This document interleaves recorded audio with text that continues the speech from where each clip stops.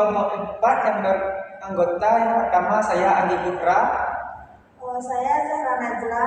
Saya Trifana. Dan saya Yukiara Haruna. Saya Wina Wustiati. Selamat menyaksikan. Bang Andi, sekarang ini kan lagi maraknya kenaikan UKT di universitas negeri yang terjadi pada saat ini. Menurut Bang Andi, para mahasiswa di sejumlah perguruan tinggi negeri saat ini protes tentang kenaikan UKT. Kalau Bang Andi sendiri, apa yang akan Bang Andi lakukan? Kalau menurut saya kenaikan UKT untuk masyarakat menengah atau masyarakat yang kurang mampu lebih baik mengikuti prosedur untuk memudahkan biaya bagi masyarakat yang menengah ke bawah.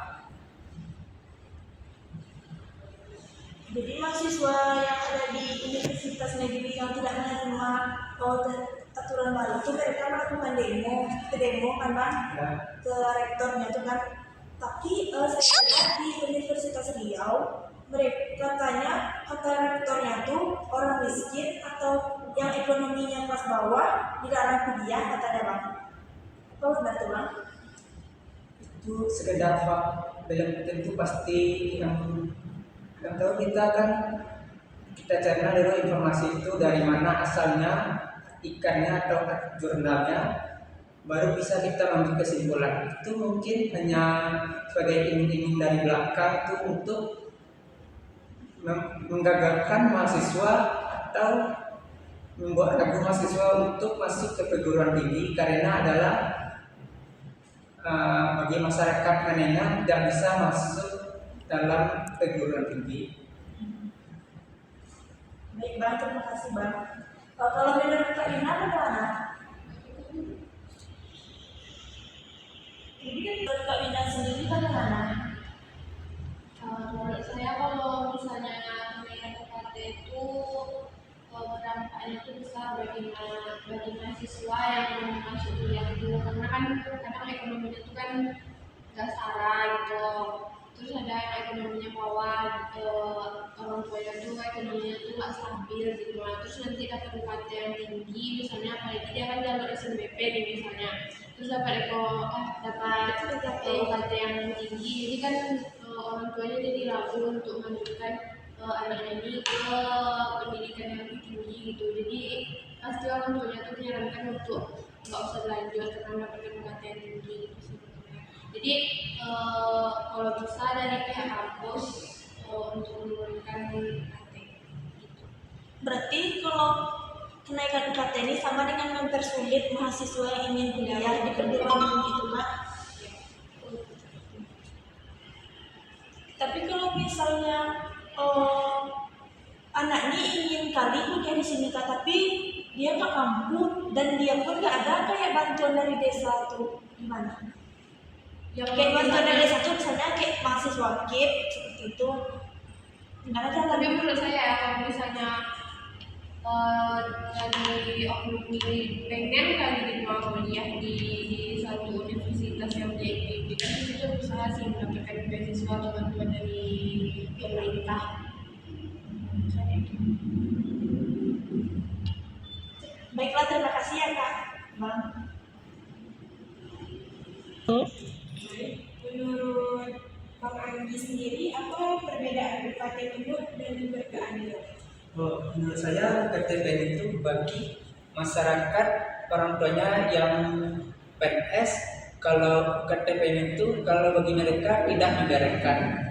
Jadi kalau KTP keadilan itu untuk bagi masyarakat orang tuanya yang menengah ke bawah, yang petani, sesuai dengan ekonomian. Seperti contohnya kalau di UMP kan bagi anak yang petani paling besar tuh KTP-nya 2 juta atau 3. Untuk pertanyaan ketiga Bang Andi, apa dampak kenaikan UKT bagi yang ekonominya rendah atau kelas bawah?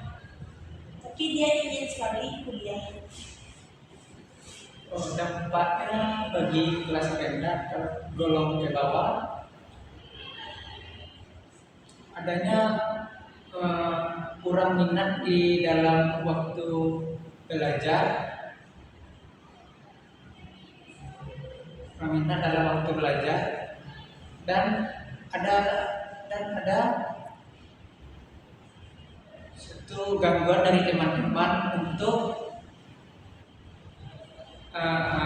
mereka yang tidak ingin kuliah atau dipengaruhi oleh teman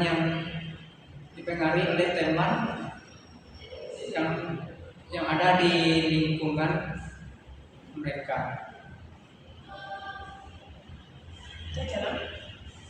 Kalau menurut Kak Mina, dampak kenaikan UKT bagi yang ekonominya rendah dan kelas bawah itu gimana, Kak? Menurut saya kalau misalnya dampak bagi masyarakat yang ekonominya rendah itu kenaikan UKT itu sangat berpengaruh karena bisa jadi karena UKT naik itu masyarakat atau mahasiswa baru yang masuk kuliah itu jadi membatalkan keinginannya untuk melanjutkan kuliahnya atau melanjutkan pendidikannya yang lebih tinggi karena memikirkan ekonomi orang Jadi kayak keberatan gitu, Kak.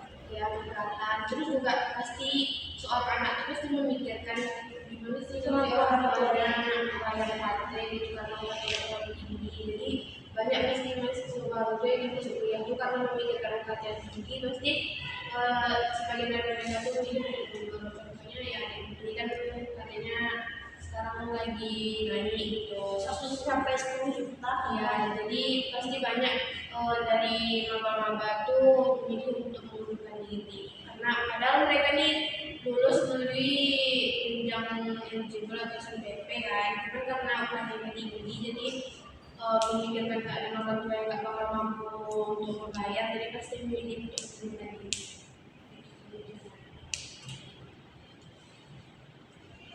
Baik, terima kasih ya Kak Lina.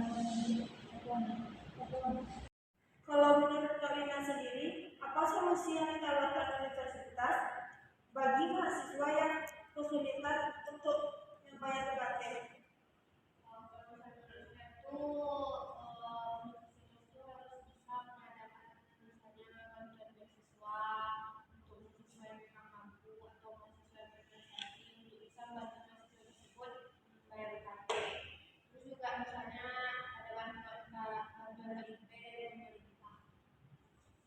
Kalau bantuan KIP itu kan dari desanya sendiri, Kak, ke universitas. Tapi kalau misalnya desa itu nggak mau ngasih gimana, Kak?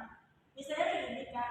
Misalnya kayak ibunya kerja, misalnya ibunya PNS, bapaknya enggak, gitu kan. Kan dalam orang tuh ngasih mahasiswa gitu, kalau PNS kan nggak bisa. Tapi hidupnya susah, gimana tuh, Kak? Nggak sanggup dia kuliah. Tapi misalnya itu udah semester 3 kan, mau ke semester 4 dia harusnya nggak bisa. Gimana caranya? Menurut saya sih kalau misalnya jenjang KIP ini ada keadaan ekonomi juga sih kalau walaupun PNS Enggak loh, Kak. Kalau PNS nggak bisa Kak tuh, Kak.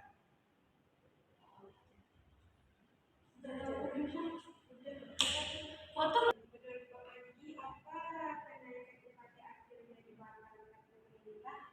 apakah hal ini memuaskan mahasiswa yang protes?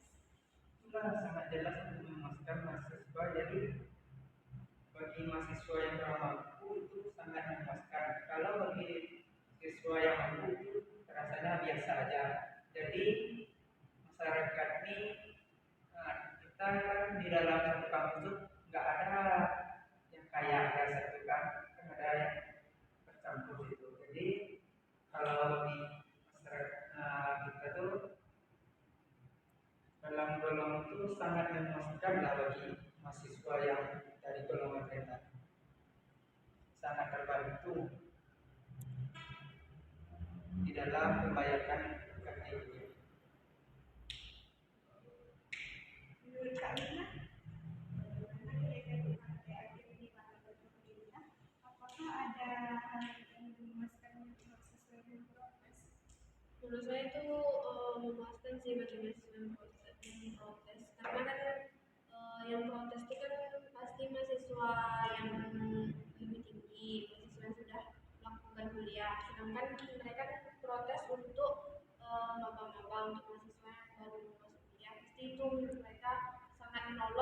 adik-adik bapak yang baru masuk. Terima kasih. Ya.